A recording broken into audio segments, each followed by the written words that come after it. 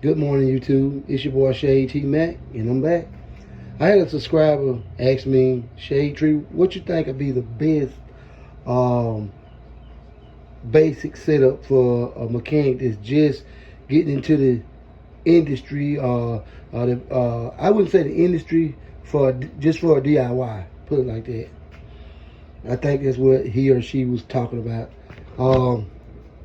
For me, a basic quality tool would be a tool that's got a little bit of dependability and overall cheap, but not too cheap. So myself, being in the condition that the Cobalt brand is in today, if I could and I wanted to start was a mechanic, and I'm fed up. The dealers hanging it to me left and right, and I'm fed up. And I go in to Lowe's and I say, hey, this is gonna stop. I'm gonna do these little component changes like water pump, alternators, AC compressors. I'm gonna do all this stuff myself, and I have someone, a professional, charge the air conditioner after I put my own compressor on, things of that nature. Changing my own batteries, changing my own oil, rotating my own tires. If I were the guy to say, hey, this has got to stop, and today is today, I would go into Lowe's and I would stock up on as much of the Cobalt tools as I could. I wouldn't worry about ratchet wrenches. I just get the basic. I wouldn't worry about the standard wrenches. I would get metric. I would just go metric crazy. Wrenches and sockets, metric crazy. And I would get me a decent set of metrics. A decent set. You take like this set right here is from a 3/8 to a 13. Well, I'm sorry, it's not the 3/8 nothing. A 10 to a 18. That's basically all covers that entire car until you get into like specialty items, dash and interior work where you'll need a quarter drive. But more than likely, and every now and then you may need a quarter drive to change out a sensor. But mainly, I would start out with this. Then I would go with the Cobalt brand end wrenches, metric, just basic end wrenches. I wouldn't get into ratchet wrenches right now unless I had the budget to do them both. But this is the basic set of tools you would need. And this is from a 6mm all the way up into 22, but you don't need a 22 mil right now. You can get from the I think they sell them in from the 10, about like this Cobalt, from the 10 to 18. That'll do you just fine right now. Or just a basic flat Phillips screwdriver. You want to get a little cute. These really inexpensive. These 6-in-1s. They inexpensive, so you can go either way. I would get me a set of channel locks. A lot of people call them water pump pliers, just for the hose clamps and what have you. Set a needle nose just in case you got to reach in a bad place to get something. But these here, I would go with Cobalt. And mind you now, I'm saying Cobalt. I told you about the warranty. You usually need tools until that death. You ain't going to worry about warranty none of this out, because this stuff is only temporary. You're going to upgrade. So Cobalt sells a set where they got all your pliers in. I bought a set a long time ago. I don't know that you could find them. I would go with the Chinese Craftsman. I would go with the Walmart Hyper Tough. And at least the Walmart Hyper Tough, you can go into Walmart and it's a warranty on it. So I would go with the Harbor Freight with the U.S. General. You know, these tools are temporary. You're going to upgrade, especially when you run across a better tool. You're gonna want better. You get good at it. You think you're a professional. You get a big head. You're gonna get better tools. But this is just the basic set of tools. And I would get a hammer. Walmart sell a little 4-pound hammer. Harbor Freight sell a little hammer. They're good for like if you're doing brake drums or you got something stubborn you need to bump. That's right there. Fine. A pry bar of some kind. Some people use a large screwdriver. That'll work fine too. But that screwdriver, the only thing about it, that shaft is not designed to put pressure on it sideways and forward and side to side. It's only made to turn a fastener. So your strength of that flathead screwdriver or Phillips screwdriver is really in the turning. It's not in the prying unless you get a high dollar set. But Walmart, you can get this pry bar, I think, for like $10. It's not that 24 inch. It's like more of a, I don't know, a 15 inch. But it's designed and it's heat treated in this way so you can pry with it. Some sort of magnetic tool, grabber, or you always need a magnetic tool. So from day one, to keep frustration down, grab one of these. I would say a pry bar of some sort. Mainly, I would think you would do a 1/2 inch drive breaker bar.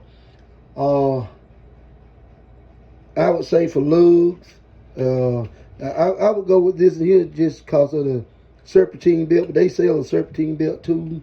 But this is the all-in-one. You could use it as a pry bar, then you can use it as serpentine belt too. In some cases it's too thick. You can't do it.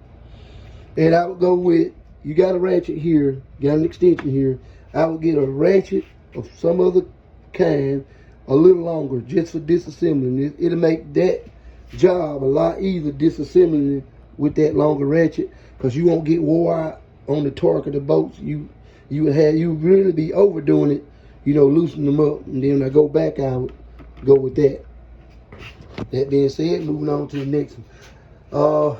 Adjustable wrench of some kind, of some brand. You may look up and get on an oxygen sensor.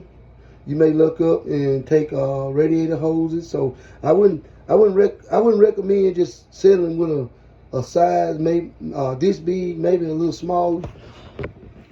Only until you can get you some line wrenches, some oxygen sensor wrenches. This here will get you out of a bind in some cases. But just as far as the basics. And I would recommend that you put all that in a tool bag. I like tool boxes, but they don't contour to no other shape than that rectangular shape that they got. This bag will contour to a different shape, and it could, whatever the space you got in here, that's the space you'll have out here. So if you're packing this down in a car trunk and you got luggage on top of it, all that, it's not a fixed shape, so it won't hinder you from nothing. And plus, this bag is easy to grab, and if you open it, it's wide open. You can dump your tools out, put them back in, however you want to do it. I recommend a bag more so than I do a toolbox, just for that sake of it's contouring to any shape inside whatever you storing it in. But that would be my layout. It would be an adjustable wrench of some sort of size. It would be a Phillips and a flathead screwdriver. Then you can get cute. You can get the bit driver with all the bits in it. Now that'll be even better. You get your bit driver, you have all your screwdriver bits. But mind you, if you put this off in a crevice and that bit comes off, you're in a jam. So I would like to have at least 2 screwdrivers just for that case of the crevices. And like I said, basic tailor wrench, we went over all that. The reason I would go with a 1/2 inch drive breaker bar is because of the lugs. And then I would get me a set of lug sockets to go with it. But that'll be my basic setup. No matter what brand, I would go with the cheapest brand I could find that's of some quality, because you don't want to damage your knuckles, you don't want to damage your vehicle. So you got to keep in mind that you got to keep a little quality in those tools. And another thing, once these tools have been upgraded and they all are in this bag, this is a junkyard set. This is a set that you would take to the junkyard. So you won't have to have buy a junkyard tool. This would be the same set. You just upgrading, and anybody that's buying any tools that's gonna have more than just the basic, I recommend a toolbox, mainly a locking toolbox, because we got friends that need things, that will ask you for things and you forget it and you won't never know. But if you see that gap in your toolbox, you know Buddy done come got something out of here. We gotta go find Buddy, cause Buddy gotta put that back. So if you building a tool arsenal, the first thing I would do is get this basic setup set. This basic set. That way, if you out there, you got, let's say for instance, you got $150, $200 in this, and I know that sounds outrageous, but just bear with me on this. You got $200 in this set of tools, and you go out there and skin a knuckle, or decide, hey, I'm just gonna pay somebody. This ain't for me.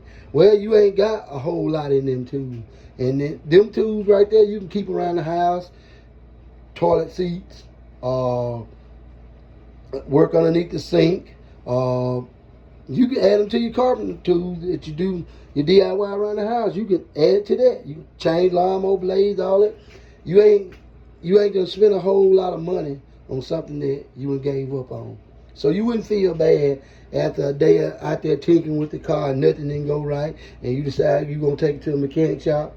You won't feel bad by having that bag of tools, but you'll feel like shit if you done bought that and decide that ain't what you want. And if I was starting out today, this is what I would have. And as I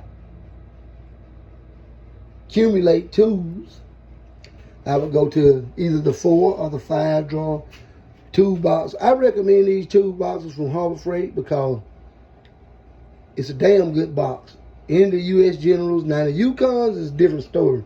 I see a lot of people, I have been in Harbor Freight, and people are like, what is Yukon? Well, that Yukon is trash. I'm just going to tell you. I've owned one for about 35 or 40 minutes, and I got the loading tools in it, and I saw it wasn't going to hold up. So I took it back, and I got this U.S. General. And after I filled this box up, I found myself wanting to go in the yard and work on things, and I bought this cart. Well, I had a little black one-draw tool cart, and I sold it and bought this. But if I had to start out right now, DIY, this all you need. A 4 or 5 drawer tool cart. Every tool you need, you can put in there. And no matter how you arrange them, I see a lot of people leave this space open to work on tools inside that. That wouldn't be my suggestion. That wouldn't be the way I'd do it. I would put my sockets, ratchets, all extensions. This here be reserved for all my sockets, all my extensions. This here screwdrivers, like I got pry bar, but I'm not saying for you to do it like I'm doing it. I'm telling you the way that I would do it as somebody just starting out. I would buy them tool rails, and yes, I would drill holes in this box because it's mine. I'm gonna make it mine. I drill hole. I got this one strip, and I'm telling you, these wrenches are better served with 2 strips. And like I said, I don't have them studies up there. You would want a full set of wrenches that you'll use daily. But since I got this box, I can just play around with this any way I want to. It ain't no certain way it gotta be. But I would do that. I would put all my sockets up here, all of my wrenches and screwdrivers and what have you, power tools down here, and yeah, this all you need. And you can take this, shut it up, park it in the corner of a garage, and you won't have to worry about it until you need it. Roll it out to the driveway, use it. You can even leave them. A lot of times I get tired, I leave tools laying around in there and just pull the top down and shove it over to the side. That means I have left this out in the weather. And I don't recommend you doing that, but I'm just saying, I've got tired and shut the top down and wasn't expecting rain at night, and rain hit it, and I just get the air hose, blow it out, back to work. But this would be my basic setup, and I would put that in that bag. I would put it in the trunk of my car, or I would put it in the toolbox of my truck, and that's what I have. And as I upgrade these tools, I would have me something like this at home that I'll be putting my upgraded tools in. And never, unless you got a favorite tool in here that you want to take out, and you found a socket set that was cheaper, hey, take it out, put it in there. Then put the cheap set you just bought back in that bag. That way you won't never have to go in there to go to Junkyard. So when you get home and you done misplaced one of these, or somebody done got your bag, or you got your best tools at the house, you never took them anywhere, you rest assured. You can always replace these with Hyper Tough, Cobalt. Like I said, Cobalt is to the death. You don't want to go through that warranty. Now you may know somebody that's then dealt with Cobalt, which I have had a warranty with Cobalt, but it wasn't on the website. It was just when they was at Lowe's, I took a set of hex bit where I had did a brake job, and I broke one of the